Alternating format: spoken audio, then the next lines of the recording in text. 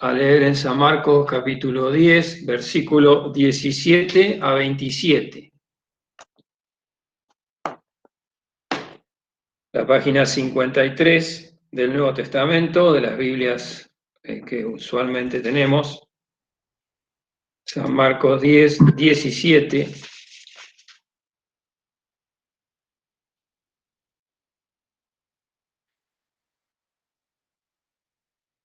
Dice así la palabra del Señor: y saliendo él para ir su camino, vino uno corriendo e hincando la rodilla delante de él, le preguntó: Maestro bueno, ¿qué haré para poseer la vida eterna? Y Jesús le dijo: ¿por qué me dices bueno? Ninguno hay bueno, sino solo uno, Dios. Los mandamientos sabes: no adulteres, no mates, no hurtes, no digas falso testimonio, no defraudes, honra a tu padre y a tu madre. Él entonces respondiendo le dijo: Maestro, todo esto he guardado desde mi mocedad. Entonces Jesús, mirándole, amóle y díjole: una cosa te falta. Ve, vende todo lo que tienes y da a los pobres, y tendrás tesoro en el cielo, y ven, sígueme tomando tu cruz. Mas él, entristecido por esta palabra, se fue triste, porque tenía muchas posesiones. Entonces Jesús, mirando alrededor, dice a sus discípulos: cuán difícilmente entrarán en el reino de Dios los que tienen riquezas. Y los discípulos se espantaron de sus palabras. Mas Jesús, respondiendo, les volvió a decir: hijos, cuán difícil es entrar en el reino de Dios los que confían en las riquezas. Más fácil es pasar un camello por el ojo de una aguja que el rico entrar en el reino de Dios. Y ellos se espantaban más, diciendo dentro de sí: ¿y quién podrá salvarse? Entonces Jesús, mirándolos, dice: para los hombres es imposible, mas para Dios no, porque todas las cosas son posibles para Dios. Señor bendiga esta palabra. Nuestro hermano Hugo ha de tener la meditación en esta mañana.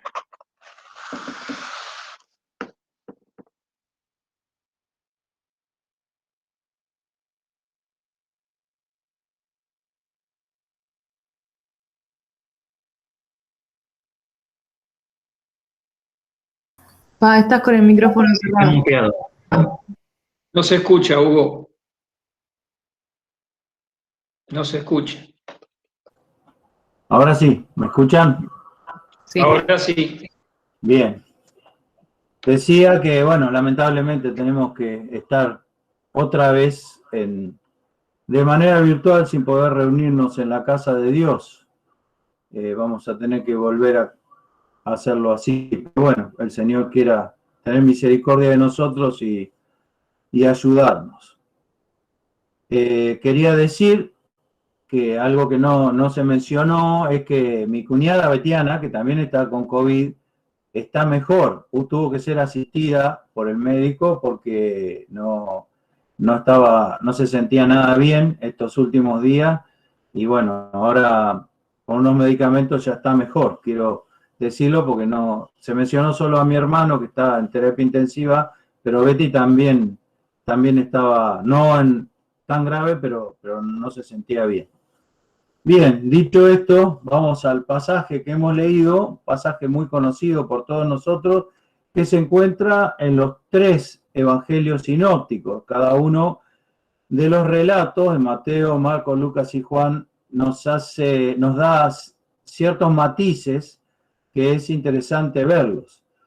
Pero me gusta este pasaje de Marcos, el relato que hace, porque da algunos detalles. Por ejemplo, nos dice en el versículo 21 que Jesús lo miró a este joven tan acaudalado, un joven que era todo un éxito a los ojos de los hombres, y aparte era una buena persona, así él se describe a sí mismo, y dice que el Señor lo miró y lo amó.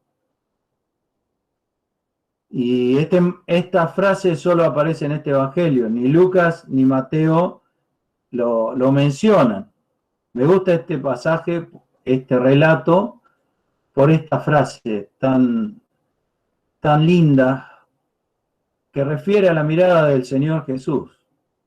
Y es notable cómo Marcos refleja en este pasaje esa intensidad, podríamos decir, de la mirada del Señor. Porque en el versículo 21, como he dicho, aparece la mirada del Señor mirando a este joven y amándole. Nos preguntamos cómo se percibía eso, que con solo ver la mirada del Señor, las personas que lo estaban siguiendo y viendo en ese momento se daban cuenta que lo amaba. Fíjense lo que puede llegar a ser esa mirada del Señor, que solo la mirada, sin las palabras, solo la mirada, descubre a aquel que lo ve, que Él ama. Y no solamente nos dice que miró al joven, en el verso 23 dice que Jesús, mirando alrededor, dice a sus discípulos. Y luego, en el verso 27, también nos dice, entonces Jesús, mirándolos, dice, no es solo que miró al joven y lo amó, la mirada del Señor recorría a la multitud y se posaba especialmente en aquellos a quien Él había llamado, diciéndole, sígueme a cada uno de ellos, y también ahí se podía percibir el amor del Señor hacia los suyos. ¿Y qué diremos ahora? Que vivimos por fe y como bien dice Pedro, cuando habla del Señor, al cual no habiendo visto, le amáis. Todo lo que nosotros podemos percibir ahora es el relato de la palabra de Dios y el sentir espiritual. Pero sabemos que un día estaremos cara a cara con Él y veremos esa mirada que tanto anhelamos posada sobre nosotros directamente, sin relato, como una experiencia real y personal en ese día. Yo creo que con eso alcanzaría, pero las glorias celestiales son tan grandes que eso va a ser una parte más que suficiente sería para nosotros, pero Dios nunca se queda corto en sus bendiciones. Pero no solamente podemos esperar ver esos ojos del Señor y esa mirada en el cielo, sino que ahora podemos sentir y saber con toda certeza, con absoluta seguridad, que los ojos del Señor están sobre nosotros, porque así lo dice su palabra. Los ojos del Señor están sobre los justos y atentos sus oídos a la oración de ellos. Así que tengamos la seguridad que esta mirada que se posó sobre aquel joven también está sobre aquellos que hemos recibido a Cristo como nuestro Salvador y que hemos rendido nuestro ser a Él. Ahora vemos a este muchacho tan, podríamos decir, admirable a los ojos humanos, un hombre joven que era muy exitoso en sus negocios o quizá había recibido una herencia, no lo sabemos, pero lo que sí sabemos es que él sabía cuidar sus riquezas y el dinero. Así lo relata este pasaje. Pero no solamente eso, sino que era una persona piadosa que buscaba hacer la voluntad de Dios. Y más aún, nos comienza diciendo este capítulo, este pasaje, en el verso 17, que el Señor se iba camino a Jerusalén.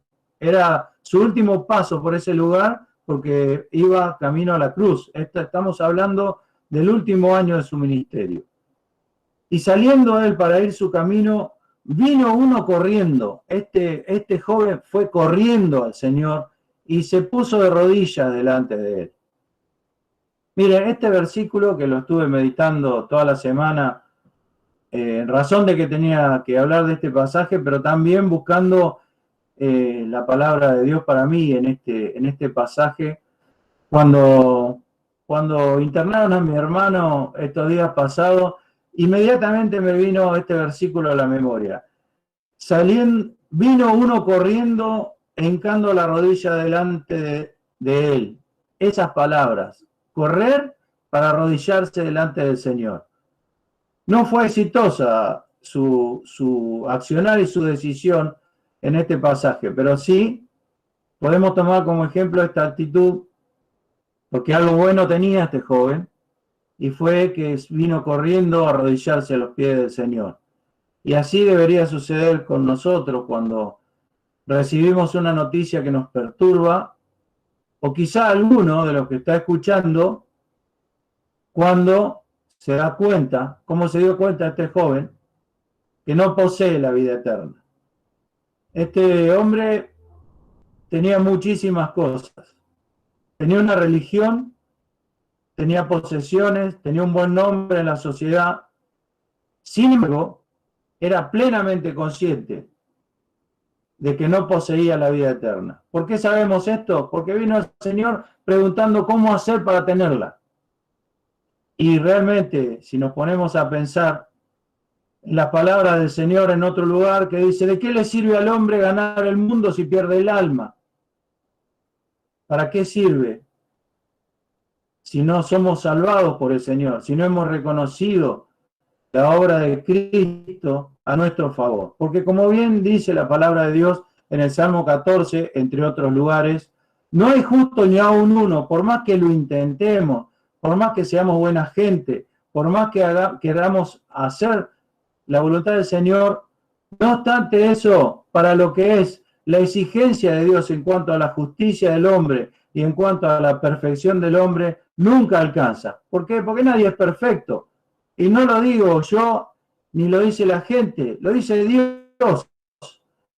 Jehová miró desde los cielos sobre los hijos de los hombres por ver si había algún entendido que buscara a Dios. Y no encontró ninguno. Todos a una, todos juntos, fueron declarados inútiles, o sea, no daban con la medida. Y justamente el engaño de la religiosidad consiste en pensar que de alguna manera, si hago lo mejor posible, yo voy a poder lograr cumplir con las exigencias divinas. El Señor en el pasaje de Mateo, paralelo, en Mateo capítulo 19, del verso 16 en adelante, le dice a este joven, si quieres ser perfecto, esa es la exigencia de Dios, la perfección absoluta. Solamente Cristo pudo cumplir esa perfección. Este joven quizá, cuando le dice al Señor que ha guardado todos los mandamientos que le menciona el Señor, pero no le menciona a todos, le menciona solo a algunos, dice, todo esto he guardado desde mi juventud. Quizá quería una palmada de apoyo y decir, bueno, muy bien, sigue así.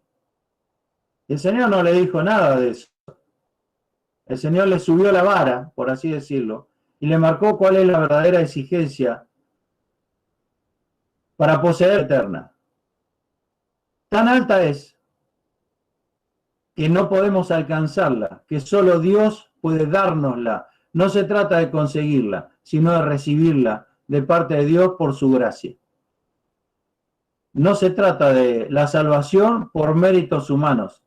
Se trata de la salvación por la gracia de Dios, por el Señor Jesús representando al ser humano y cumpliendo con las exigencias de la perfección de Dios para regalar después por gracia la salvación al hombre. Ya lo sabemos, la mayoría de nosotros. Pero siempre es bueno recordar que nada de lo que yo haga va a cumplir las expectativas que Dios tiene respecto a la santidad. Si no me sumerjo en la gracia de Dios, si no recibo la gracia de Dios para ser lo que Dios quiere que sea, por más que haga todo lo posible, no puedo lograrlo. Solo por gracia se puede hacer. La fe no es solamente la fe que necesitamos para la salvación, para recibir a Cristo como nuestro Señor y Salvador. La fe también es para recibir la gracia de Dios, para vivir la vida que a Dios le agrada. No se trata de ser moral y estricto. Eso es una mentira del diablo que engaña a la gente pensando que por sus méritos puede llegar a congraciarse con Dios. Justamente el Evangelio difiere de absolutamente todas las religiones del mundo, en que todas las religiones del mundo tratan de hacer lo mejor posible para que Dios esté contento. Y el Evangelio dice que Dios descendió a este mundo para salvar lo que se había perdido. No es necesario que Dios cambie el humor como entienden las religiones, aún las religiones paganas y algunas religiones llamadas a sí mismas cristianas que no tienen nada que ver con el cristianismo. Dios no está de mal humor, no es un Dios pagano que está de mal humor y hay que hacerle sacrificio para que cambie su sentido del humor. Dios es propicio a los pecadores. Propicio quiere decir que es favorable, que está dispuesto a salvar. Y como sabe que ninguno puede salvarse a sí mismo, Él mismo descendió a este mundo, hecho un hombre, para buscar y salvar lo que se había perdido. Dios ya es propicio. Ahora nosotros tenemos que recibir su gracia. La moralidad mal entendida, porque está bien ser moral y ser recto, pero la moralidad mal entendida, aquella que presenta a Dios un mérito para buscar la salvación, es tan desechable como el pecado más abyecto del hombre. Por eso el Señor decía, los publicanos y la ramera, lo peor de la sociedad en aquel momento, van delante de los religiosos al reino de los cielos, porque ellos no necesitaban ser convencidos de que eran pecadores. Lo primero que debemos saber es que lo nuestro no alcanza si no recibimos la gracia de Dios, cosa que no sabía este hombre, y por eso estaba confundido. Sabía que no tenía la vida eterna, sabía que no le había alcanzado, y el Señor, como si fuera, permítame la comparación, como si fuera un cirujano, empieza a cortar y a introducirse en el alma y en el espíritu de este hombre, con frases que nos parece, hasta a los discípulos les parecieron sorprendentes algunas de ellas, pero era nada más ni nada menos que para sacar a la luz lo que había verdaderamente en el corazón de este muchacho. No obstante, aún sabiendo lo que él tenía en su corazón, nos dice Marcos aquí que el Señor lo amaba, porque el Señor vino a buscar y a salvar lo que se había perdido. De todas las condiciones sociales, aquí vemos un hombre rico, y el Señor también andaba entre los pobres, entre los indigentes, andaba con los sanos y andaba con los enfermos, andaba con los santos y con los pecadores, porque de todos quería salvar a aquellos que le aceptaran. La perdición del hombre no está determinada por lo que hizo o lo que dejó de hacer en su vida, sino por si aceptó o rechazó la salvación gratuita que Dios le da. Ya lo sabemos los creyentes a eso, y por la gracia de Dios lo hemos recibido, pero siempre es bueno recordar que nada de lo nuestro puede llegar a cumplir con las expectativas divinas. Solo la gracia de Dios, solo la gracia de Dios. No olvidemos nunca esto. Es por gracia, no por obras. Tanto la salvación como el resto de lo que sigue, porque la salvación es el comienzo de esta vida eterna que este joven estaba completamente seguro que no tenía. Y vino a aquel justamente que podía indicarle cómo poseerla. Jesús le dice, primeramente, ¿por qué me llamas bueno? No hay ninguno bueno, sino solo uno, Dios. Ya conocemos la explicación, pero vamos a repetirla por si alguno no la sabe. No es que el Señor está diciendo que Él no es bueno. Lo que está diciendo el Señor aquí a este hombre es que si le va a llamar bueno, debe ser porque reconoce en Él a Dios. Porque hay solo uno bueno en el término absoluto de la palabra. Si le va a decir bueno al Señor, es porque está reconociendo que Él es Dios. Y es notable esto, porque luego en el verso 20, cuando el Señor le dice los mandamientos sabes, en el 19, luego él vuelve a responder en el 20. Y dice así el pasaje. Él entonces respondiendo le dijo, maestro, le sacó la palabra bueno. No está entendiendo nada este muchacho. No está, si nos ponemos a analizar nosotros, obvio, con la guía del Señor y ya conociendo el resultado de la historia, pero ya ahí se notaba dónde radicaba el error de su corazón. El Señor le dice, si me vas a llamar bueno, es porque estás reconociendo en mí a Dios hecho hombre. ¿Qué hace este hombre? Maestro solo. No le llamó más bueno.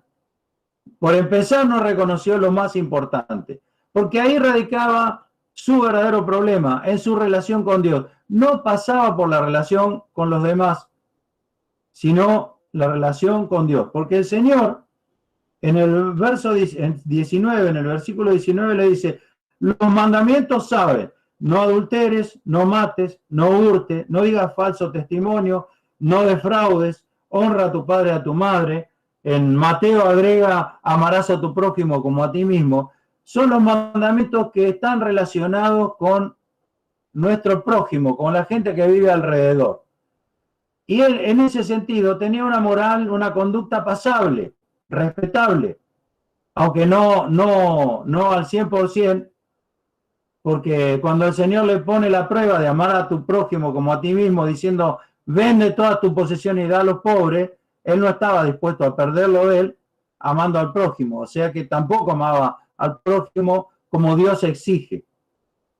Pero fundamentalmente su problema estaba en su relación con Dios, al punto que él, empezando ya la conversación, deja de llamarle bueno al Señor, porque no reconoce en él a Dios manifestado en carne. Entonces tenía un problema grave ahí, un problema que consistía en que había algo en su interior que ocupaba, estaba entronizado y ocupaba el lugar de Dios en el corazón.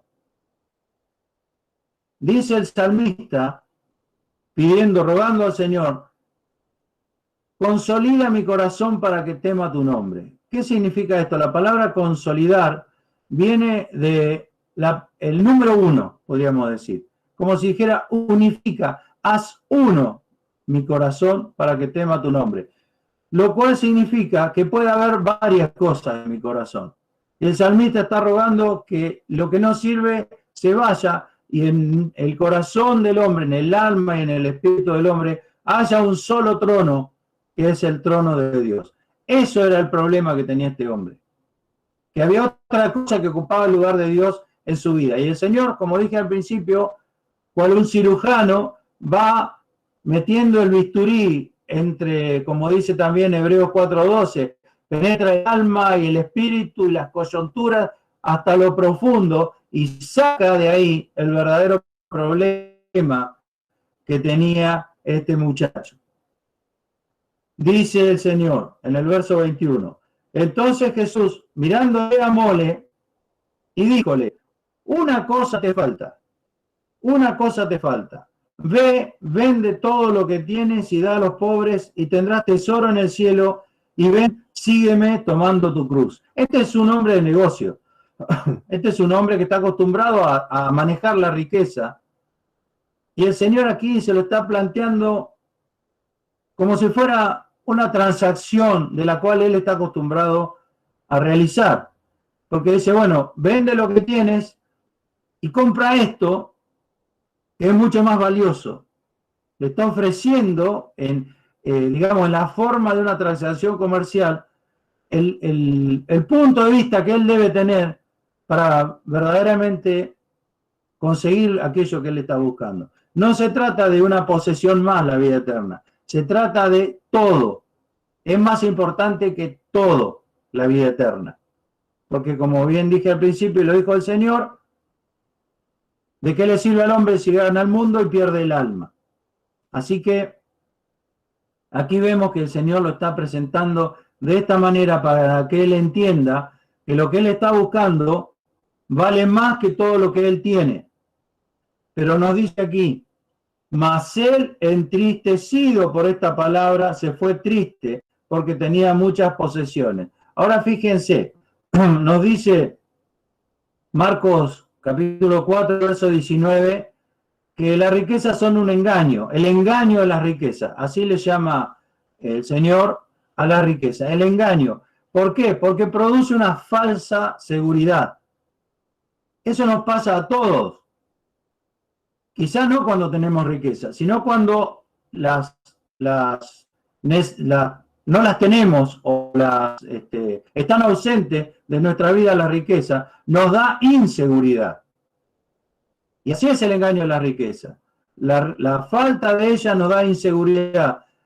Y la riqueza en nuestra vida, hablando de las cosas materiales, claro está, nos produce una sensación de seguridad que es falsa. Como le dijo el Señor también a otro rico que estaba pensando en cómo aumentar el tamaño de sus graneros, y le dijo: negro, esta noche vienen a buscar tu alma. Y todo lo que has acumulado, ¿de quién va a ser? ¿Para quién queda? Así es el que tiene mucha riqueza, pero no es rico en Dios, dice el Señor. Entonces, vemos aquí esta riqueza, ya en ese mismo momento en que habla con el Señor, no le estaban produciendo felicidad, porque dice que él, teniendo toda esa riqueza, se fue triste. Esto es una clara demostración que la riqueza no produce la felicidad, porque si fuera así, él se hubiera ido contento igual, aunque no tenía al Señor. Pero no es así, porque es un engaño. Entonces se fue triste, todavía era rico, pero era triste. La riqueza no dan la felicidad, dan un engaño, una falsa sensación de seguridad. Y la pobreza nos da una falsa sensación de inseguridad. ¿Qué es lo que nos da seguridad verdadera? La presencia de Dios en nuestra vida. No es ser rico o ser pobre. Fijémonos en Filipenses capítulo 4, lo que habla Pablo diciendo: la circunstancia, o por todo y en todo estoy enseñado. Las cosas que me han pasado me han enseñado a no tener nada y a tener mucho. En todo y por todo estoy enseñado. Y termina diciendo: todo lo puedo en Cristo que me fortalece. Y ese versículo, que es tan amado por nosotros, está hablando de las cosas materiales, porque le están mandando le mandaron una ofrenda a Pablo en Filipenses 4, y él la agradece, pero aclara: si no la hubiera recibido, igual estoy contento, porque todo lo puedo ser pobre y puedo ser rico, en Cristo que me fortalece. No se trata del engaño de la riqueza, que la presencia en nuestra vida de la riqueza nos da seguridad y la ausencia de ella nos da inseguridad. Ambas cosas son falsas.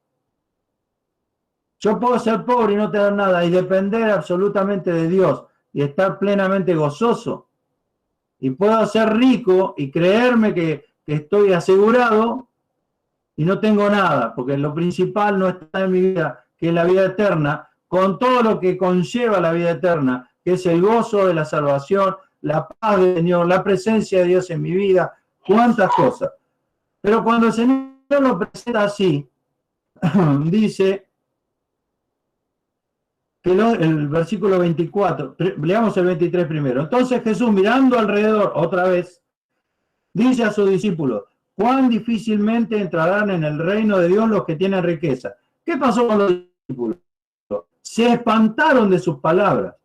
Mas respondiendo Jesús, lejos de retractarse, les volvió a decir, y aclarando a qué se estaba refiriendo: hijos, cuán difícil es entrar en el reino de Dios los que confían. Eso es lo que significaba verdaderamente la frase que espantó a los discípulos, que confían en la riqueza. Ahora nos preguntamos: ¿por qué se espantaron los discípulos si ellos no eran ricos? Y como dice Pedro, versículo más adelante, ellos lo habían dejado todo por seguir al Señor. Porque el Señor le pidió algo a este joven que no se lo pidió a todos. Y esto es muy importante que lo tengamos en cuenta. Hay dos errores que se cometen al aplicar este pasaje en la vida de las personas. Uno de ellos es que lo que le pide a este joven el Señor, se los pide a todos. Vende todo lo que tiene y da a los pobres. Si nosotros vemos, los discípulos no habían hecho eso. No se lo pidió a Pedro, a Juan, a ninguno de ellos. Por eso se sorprendieron, porque dijeron, si esto va a ser la doctrina de la predicación del reino de Dios, nadie va a querer creer. Eso es lo que les vino a la mente. Se espantaron. ¿Quién podrá ser salvo así? Decían los discípulos. Pero ellos no habían vendido sus posesiones. Si vemos, el Señor sale en un pasaje, sale de la sinagoga y entra a la casa de Pedro, y la suegra de Pedro estaba enferma, tenía fiebre. Luego los hijos de Zebedeo no vendieron su barco, dejaron su trabajo, lo que estaban haciendo por seguir al Señor. Pero no todos fueron exigidos por esta petición que le hace a este joven el Señor. Ese es el primer error, pensar que todo el mundo tiene que hacer lo mismo. Y el segundo error es tan malo como este, es pensar que nadie tiene que hacerlo. Y tampoco es así. El Señor lo que hace en este pasaje es ver el problema que tiene este muchacho en su corazón y sacarlo a la luz y ponerlo a prueba. Si valora la vida eterna, deja de valorar tanto el engaño de la riqueza, déjalo a un lado. Y por eso le pide que venda lo que tiene. No se lo pide a todos, pero tampoco no se lo pide a ninguno. Están mal las dos cosas.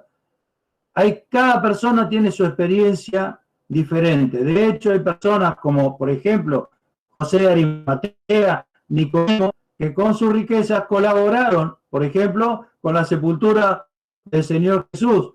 No todos los discípulos fueron llamados a vender y a dar a los pobres. No todos, porque no todos tenían el mismo problema. Sin embargo, Pedro le dice en este pasaje, en el verso 26, ellos se espantaban más diciendo dentro de sí, ¿quién podrá salvarse? Cuando el Señor le dice que es más fácil pasar un camello por el ojo de una aguja que el rico entrar en el reino de Dios. Entre paréntesis, voy a decir algo al respecto.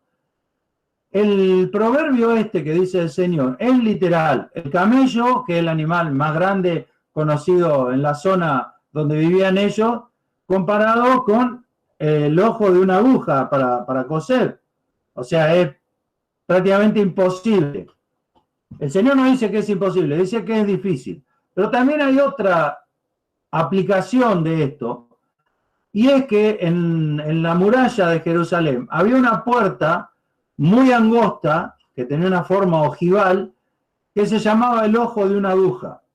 Entonces, para que un camello que iba con las alforjas a los costados, cargado, pasara por esa puerta, había que sacarle toda la carga y no pasaba el camello con la carga, pasaba el camello solo. Entonces, en ambas interpretaciones nos hacen matizar este proverbio para saber que es difícil.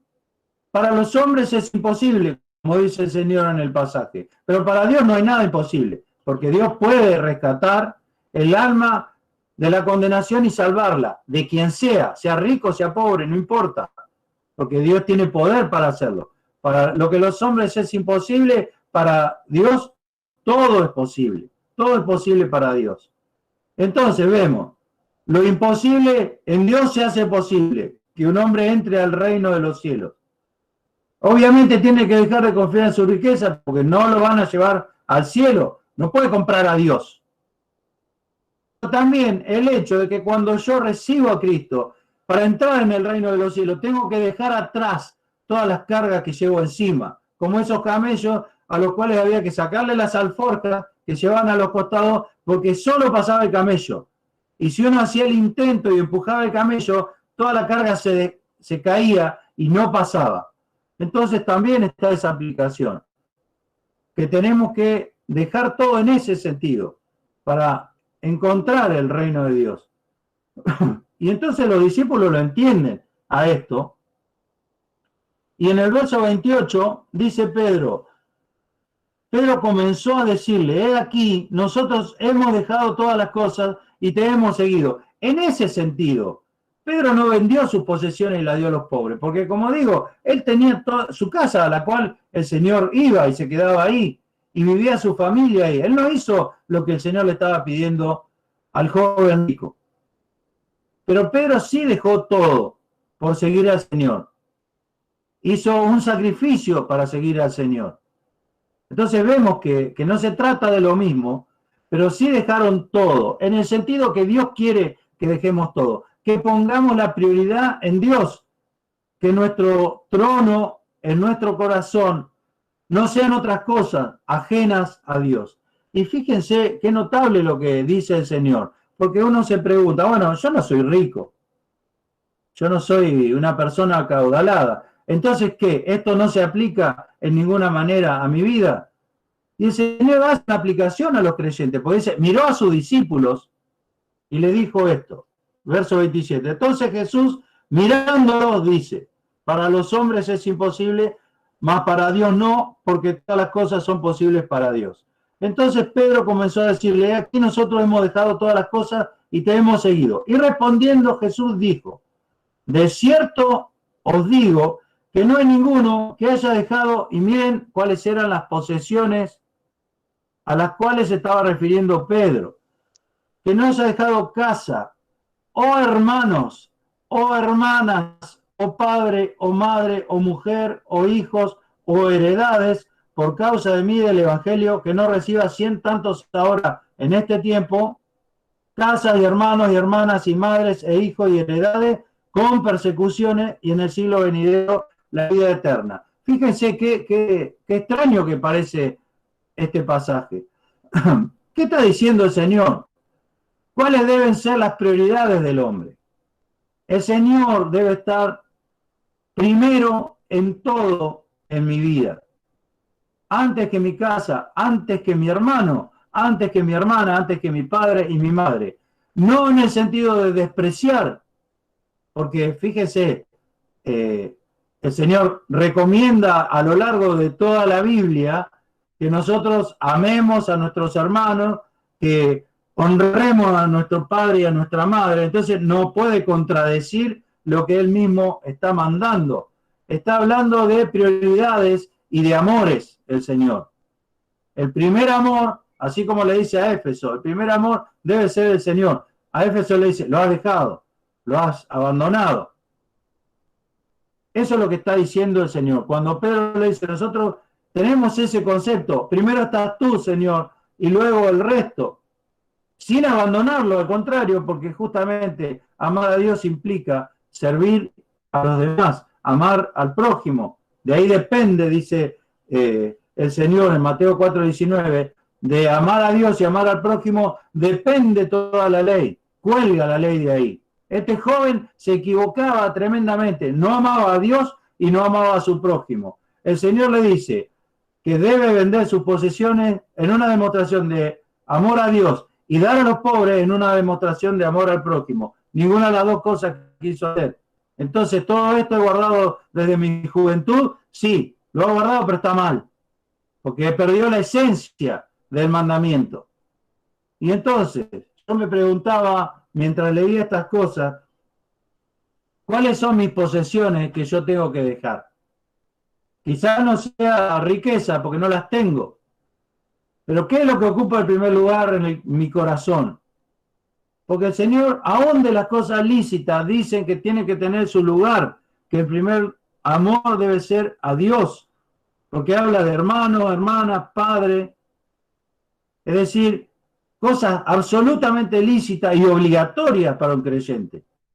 Pero eso no debe ser lo primero. Lo primero es el amor al Señor en mí, dentro de mi corazón, en el trono de mi corazón debe estar sentado el Señor. No mi padre, no mi madre, no mi hermano, no mi hermana. Ahí tiene que estar el Señor. Y por supuesto el Señor me dice que los asista, los atienda y demás.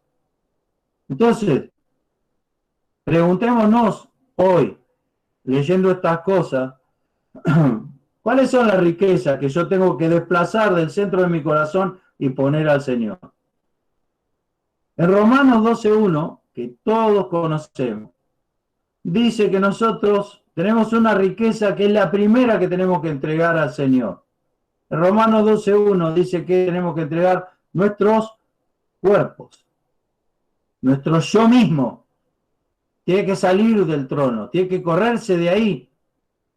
Y justamente, aunque seamos pobres, aunque, digamos, no, nada de nuestras experiencias coincidan con la de este joven, sí hay algo que coincide en todos nosotros, y que es que en el centro de nuestro corazón y sentado en un trono estoy yo.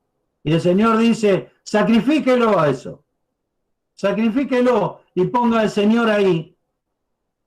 Y ponga al Señor ahí. Y va a experimentar cuál es la buena voluntad de Dios, agradable y perfecta. Y más, en el versículo 3 dice, ninguno tenga un concepto de sí más alto del que debe tener. O sea, no te consideres rey, en otras palabras. Más alto de sí que debe tener, sino que piense de sí con templanza, con dominio propio. Justamente es lo que no hizo este joven. Todo esto he guardado desde mi juventud. Ya está. Eso lo tengo. ¿Qué más me falta? Como bueno, listo, dejemos de lado eso. No. Un momento. ¿Cómo lo guardaste? ¿Cómo es verdaderamente tu corazón? No se trataba de que los demás vieran lo que había hecho, sino su relación con Dios. Así que, hermanos, hoy tenemos una riqueza para entregarle al Señor, para que Él ocupe el primer lugar. Yo mismo, mi propio cuerpo, mi propio corazón, para que podamos experimentar cuál sea la buena voluntad de Dios, agradable y perfecta. Cada uno sabrá en su interior, y si no lo sabe, debemos ponernos delante del Señor y preguntarle. Sinceramente, da miedo preguntarle, porque seguro que el Señor va a encontrar algo en donde me va a decir, bueno, esto vendelo, esto déjalo. Y por último, para cerrar, para terminar, recordemos siempre que el Señor vendió todo lo que tenía para darlo a los pobres, en el sentido de que el Señor es dueño de todo y sin embargo se anonadó a sí mismo y se hizo un hombre y hecho hombre, siervo, obediente hasta la muerte y muerte de cruz. ¿Para qué? Como dice también en otro lugar, para que nosotros fuésemos enriquecidos de su pobreza. El Señor no le está exigiendo nada que Él no haya hecho primero. Vende todo lo que tiene, despojóse de su gloria para dar a los pobres. Dice Efesios capítulo 4 que repartió, regaló dones a los hombres. El Señor lo hizo primero, entonces ni hablar, que le iba a pedir que Él lo imitara. Sígueme tomando tu cruz. Así le dijo, imítame, sé como yo, tomando tu cruz. Nada de eso quiso hacer este pobre muchacho. A pesar de que en la mirada del Señor estaba el amor, Él se fue triste porque tenía muchas posesiones y no las quería dejar. Ninguno de nosotros debe irse triste después de encontrarse con el Señor. Cuando sanaba a los leprosos, el leproso iba a los gritos, alabando a Dios de la alegría que tenía, porque el Señor le había quitado esa carga. Y así todos los milagros del Señor coinciden en que daban gracias a Dios, y dice, dando voces, en la mayoría dice eso, gritando la alegría que tenían de que Dios los había librado. Este hombre se fue triste, no recibió lo que el Señor le dijo. Nosotros tenemos la opción. ¿Cómo va a terminar esto, en mi experiencia? ¿Triste o dando gritos de alegría? Depende de lo que hagamos. Os ruego, dice el Señor, por la misericordia que Dios te tiene, por las misericordias que Dios manifiesta, que te entregues y saques del trono y lo sacrifiques a aquel que te impide estar gozoso, como le pasó a este hombre. Y así entendamos la buena voluntad de Dios, agradable y perfecta. Quiere el Señor bendecirnos para que esta sea nuestra experiencia, hermanos. Amén.